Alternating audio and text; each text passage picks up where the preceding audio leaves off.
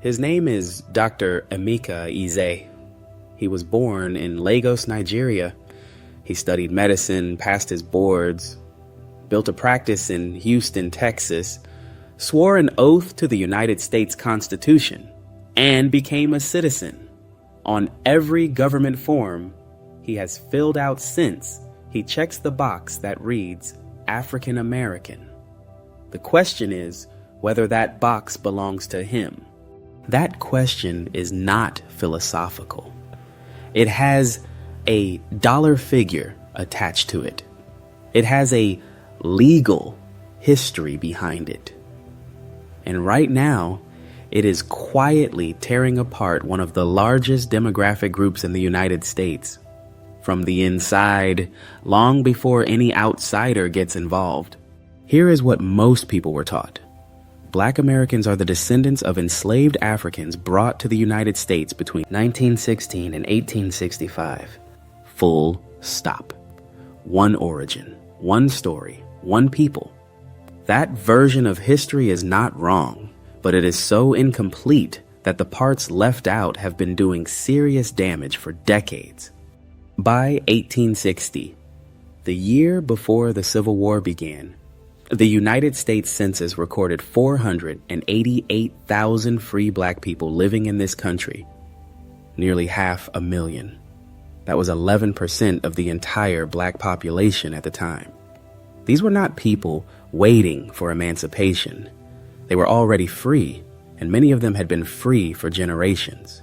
Roughly 261,000 of those free black people lived in the South. Not the North, not in abolitionist cities. In the South, in states where slavery was legal, operating, and protected by law.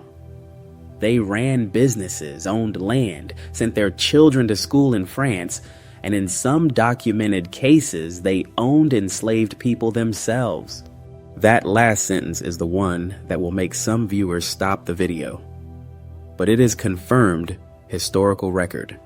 In 1830, approximately 3,700 free black Americans owned enslaved people, according to historian Larry Coger's research published in his book, Black Slave Owners. In South Carolina's 1860 census, 171 free black heads of household were recorded as slaveholders. The most documented example is Marie Therese Coincoin, a formerly enslaved woman in Louisiana who gained her freedom in the 1770s, acquired land along the Cane River, and built a plantation operation that included enslaved laborers. Her descendants became the Matoyer family, one of the wealthiest free black families in antebellum America. This is not a footnote. It is a direct challenge to the monolithic story. New Orleans had an entire class of free black people who did not identify with enslaved African Americans at all. Many were educated in Paris. Many were Catholic, French-speaking, and mixed race. They called themselves gens de couleur libre, free people of color. They had their own social hierarchy, their own neighborhoods, and their own complicated relationship with the institution of slavery that surrounded them. These are not obscure communities. The Gullah Geechee people of the South Carolina and Georgia Sea Islands retained West African language, spiritual practice, and cultural structure so intact that UNESCO recognized their cultural corridor in formal documentation. They are among the most direct living descendants of enslaved Africans in the United States. And yet they sit in a category entirely separate from Creole Louisiana society, which sits separate again from the free black Appalachian Melungeon communities of Tennessee, Virginia, and Kentucky. The Melungeons are their own rupture in the clean narrative. For generations, families in Appalachia carried oral traditions of Native American ancestry to explain their darker complexions and legal ambiguity in census records. in 2012, DNA research published in the Journal of Genetic Genealogy showed that Melungeon ancestry was predominantly sub-Saharan African and European, not Native American. The story the community told itself did not match the biology. That gap matters, and we will come back to it. Then there are the Black Seminoles, enslaved people who escaped into Florida and integrated with Seminole Nation communities.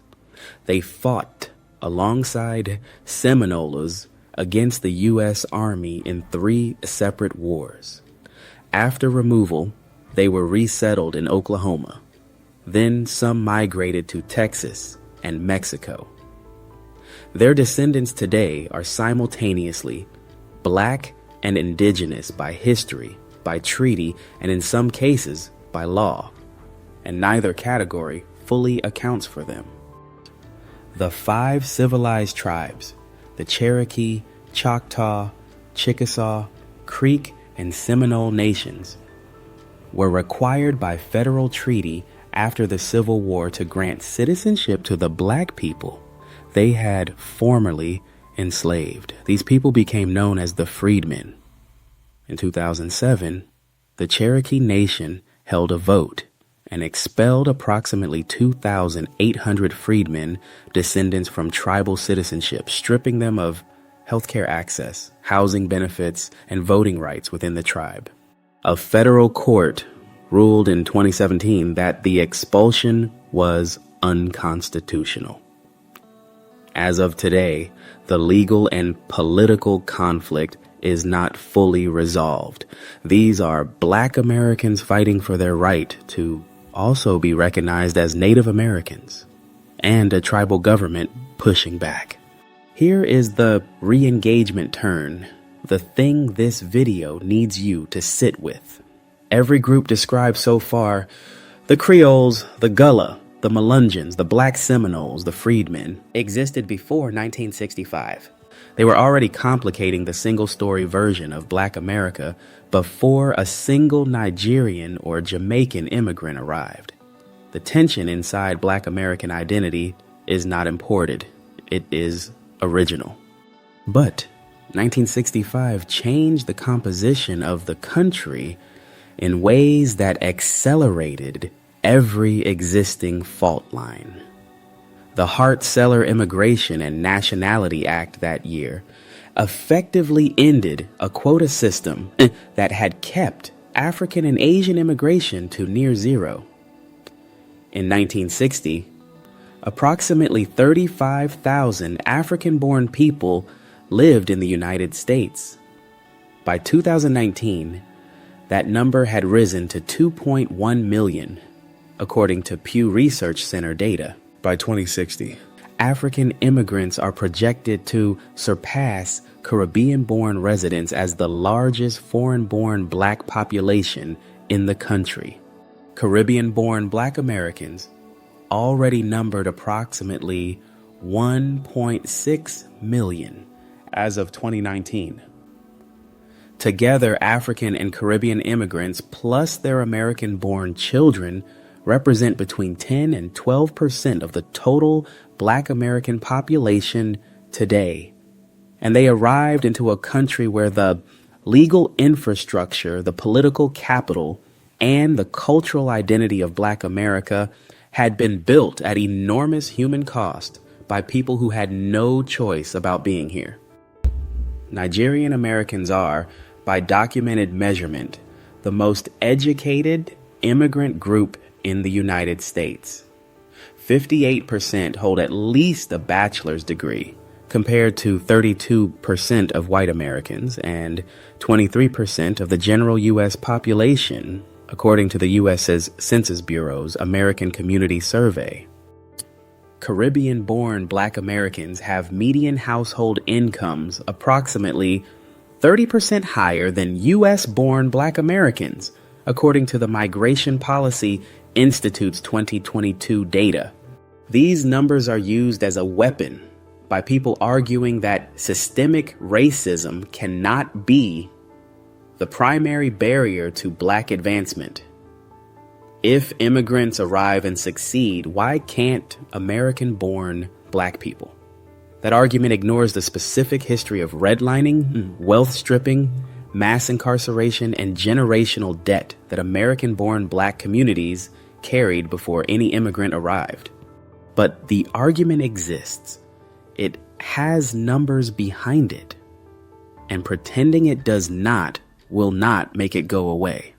The FBA side of this debate, the foundational Black American framework developed by commentator Tariq Nasheed, makes a specific counterclaim.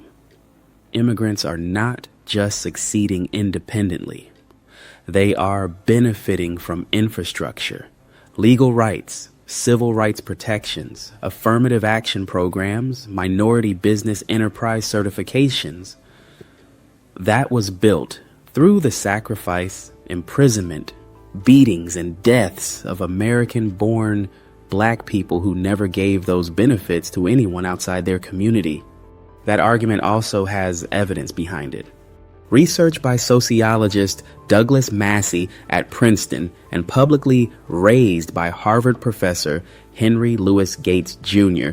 in 2004 showed that African and Caribbean immigrants were significantly overrepresented among black students admitted to elite universities under affirmative action programs. Programs created explicitly in response to the historical oppression of American-born black people. Gates raised the question publicly and caught significant backlash for doing so. The question did not go away either. Then there is Barack Obama. His father, Barack Obama Sr., was born in Kogelo, Kenya in 1936, a Luo tribesman. Obama has no documented lineage connecting him to American slavery. His mother was a white woman from Kansas. When he ran for president in 2008, writer Deborah Dickerson published a piece in the American Prospect in January 2007, arguing directly that Obama was not black in the American political sense, that he had not, and his family had not, lived the specific history that gives the term its meaning in this country. That is a published, cited argument, not an anonymous comment. The DNA layer adds another dimension that no one has clean hands on: consumer ancestry testing. Through platforms like 23andMe and Ancestry DNA, has now been taken by over 15 million Americans, according to MIT Technology Review estimates. For Black Americans specifically, the average breakdown recorded by 23andMe is 73% African, 17% European, and approximately 0.8% Native American. The Native American ancestry that exists as family legend in many black households is, in the majority of cases, not confirmed by DNA. The paper genocide explanation is real and documented. The National Archives confirms that census officials in the early 20th century reclassified many people of mixed Native American and African descent under the single category of Negro, erasing their legal indigenous identity from the official record. That happened. It explains some of the family oral traditions, but it does not explain all of them. And the DNA record does not support the scale of Native ancestry that many families believe they carry. Now bring all of this to the present, because this is where abstract history becomes concrete consequence. California's Reparations Task Force, established under Assembly Bill 3121 in 2020, issued its recommendations specifically for descendants of enslaved people in the United States, not for all black residents of California. Evanston, Illinois, the first U.S. city to actually pay reparations, distributed $25,000 housing grants limited to black residents or their descendants who lived in Evanston between 1919 and 1969. Not all black residents. Lineage specific. The distinction has already been drawn in law at the local level. This is not theoretical. Minority business enterprise certification is a federal and state contracting benefit created to address historical discrimination against black Americans. Billions of dollars in government contracts flow through it annually, and there is no lineage requirement to claim it. A first-generation Nigerian immigrant who becomes a U.S. citizen can qualify. Whether that is the intended purpose of the program is a question that does not yet have a settled legal answer. This is the part of the video where some viewers want a verdict. Pick a side. Tell them who is right. And this channel is not going to do that. Not because the truth is being avoided, but because the honest answer is that both positions are drawing from real history and real data. And they are talking past each other because they are answering different questions. One group is asking who built this. The other group is asking who lives here now. What is not abstract is the consequence of leaving this unresolved. Every major political mobilization of black Americans in this country's history, from Reconstruction to the Civil Rights Movement to Black Power, required enough shared identity to build a coalition. Right now, that shared identity is being contested from within at the exact moment that external political pressure on black communities is intensifying. An ammunition depot does not need an enemy to be dangerous. It just needs to be left unsecured. The Nigerian doctor in Houston. The Jamaican-born nurse in Brooklyn. The Creole family in New Orleans whose great-grandmother never saw a plantation. The Cherokee freedman whose tribal citizenship was stripped and then restored by federal court order. The Afro-Cuban in Miami who checks Hispanic on every form because that it is closer to what he knows. All of them are caught inside a definition that was never designed to hold this much history. Part 2 of this series will take the question directly. Who qualifies, what the law currently says, and what it costs everyone when that question stays unanswered.